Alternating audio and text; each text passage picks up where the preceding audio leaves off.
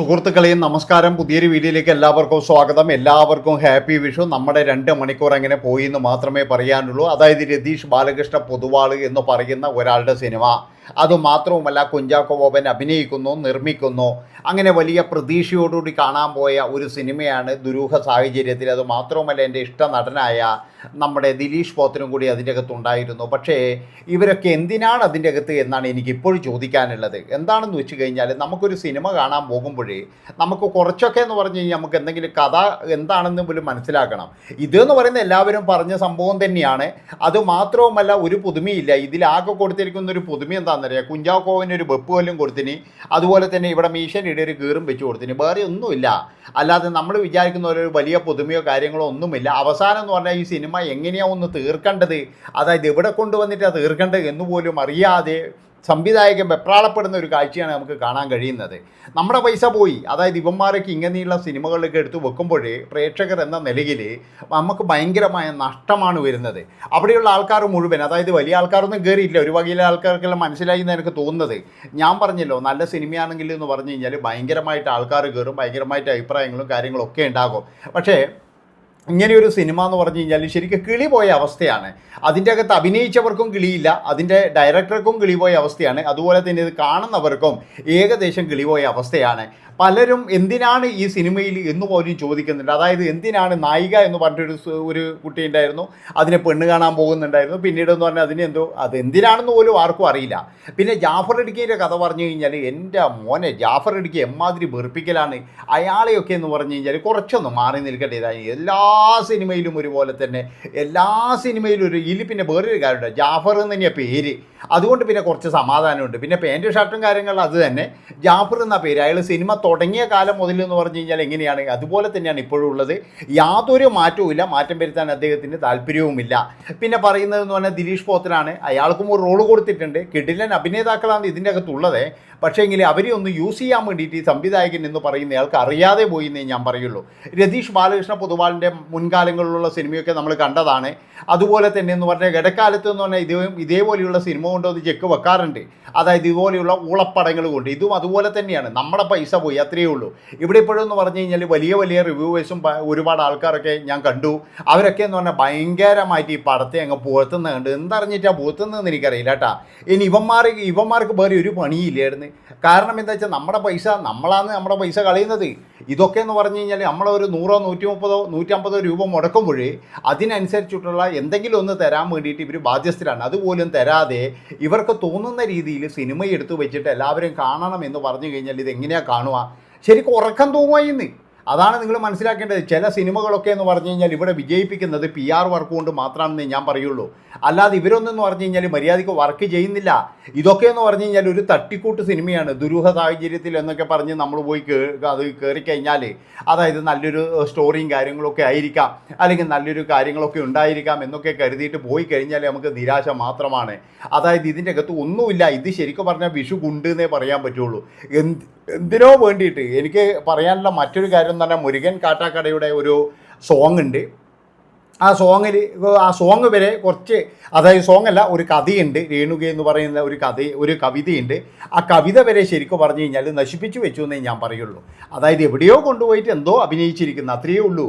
പിന്നെ സജിൻ ഗോപു എന്ന് പറയുന്ന കഥാപാത്രമാണെങ്കിൽ അമ്പാനായിട്ട് തന്നെ മതിയായിരുന്നു അയാൾക്ക്. അതായത് അവിടെ ബാംഗ്ലൂരിൽ നിന്നും നമ്മുടെ ഫഹദ് ഫാസിലിൻ്റെ അടുത്ത് നിന്നും രക്ഷപ്പെട്ടു വരുന്ന അമ്പാനായിട്ട് മതിയായിരുന്നു. വെറുതെയെങ്കിലും അയാൾക്ക് ഇതിനകത്ത് ഇങ്ങനെയുള്ള ഒരു റോളൊക്കെ കൊടുത്തു. അതായത് ഒരു കെമിസ്ട്രി അധ്യാപകനാണെന്ന് പറയുന്നത്, വെടിവെപ്പുണ്ടായി എന്ന് പറയുന്നത്, അയാൾ പിന്നീട് മാവോയിസ്റ്റ്. ഇവർ പറയുന്നത് എന്താ വെച്ച് കഴിഞ്ഞാൽ ഇങ്ങനെയൊക്കെയാണ് മനുഷ്യർ ഇങ്ങനെ ആകുന്നത്. ഇതിന് കാരണക്കാർ എന്ന് പറഞ്ഞാൽ ഉദ്യോഗസ്ഥരാണ്, അല്ലെങ്കിൽ മാധ്യമങ്ങളാണ്, അല്ലെങ്കിൽ മറ്റുള്ളവരാണ് എന്നുള്ളതൊക്കെ ഇവർ പറയാൻ ശ്രമിക്കുന്നുണ്ടെങ്കിലും അതൊന്നും വർക്കൗട്ടായിട്ടാണെന്ന് മാത്രമേ എനിക്ക് പറയാനുള്ളൂ. ഞാൻ പറഞ്ഞല്ലോ, ഇയാളുടെ ആൻഡ്രോയിഡ് കുഞ്ഞപ്പനായാലും അതുപോലെ തന്നെ എന്ന് പറഞ്ഞു കഴിഞ്ഞാൽ മറ്റേ എന്നാതാൻ പോയി കേസ് കൂടി, അങ്ങനെയുള്ള സിനിമകളൊക്കെ എന്ന് പറഞ്ഞാൽ നല്ല സിനിമകൾ തന്നെയാണ്, ഒരു സംശയവുമില്ല. പക്ഷേ ദുരൂഹ സാഹചര്യത്തിൽ എത്തുമ്പോഴേ ഇദ്ദേഹത്തിന് തന്നെ എന്ന് പറഞ്ഞാൽ സ്റ്റോക്ക് തീർന്ന ഒരവസ്ഥയാണ്. ഇദ്ദേഹത്തിൻ്റെ സ്റ്റോക്കൊക്കെ തീർന്ന് ഇപ്പോഴെന്ന് പറഞ്ഞു കഴിഞ്ഞാൽ കാര്യമായിട്ടുള്ള സ്റ്റോക്കൊന്നും ഇല്ല. അല്ലെങ്കിൽ ഇതിന് ഒരു അലംഭാവം കാണിച്ചിട്ടുണ്ട് എന്നാണ് എനിക്ക് തോന്നുന്നത്. ഇതിന് മുന്നേ നമുക്ക് എല്ലാവർക്കും അറിയാം, സുമലതയുടെ കഥയും പ്രേമൻ്റെ പ്രേമം എന്നെല്ലാം മറ്റൊരു സിനിമ ഇറക്കിയിരുന്നു. അതും നമ്മുടെ പൈസ പോയൊരു സിനിമ തന്നെയാണ്. അതാണ് നിങ്ങൾ മനസ്സിലാക്കേണ്ടത്. പൈസ പോയ സിനിമകൾ തന്നെ.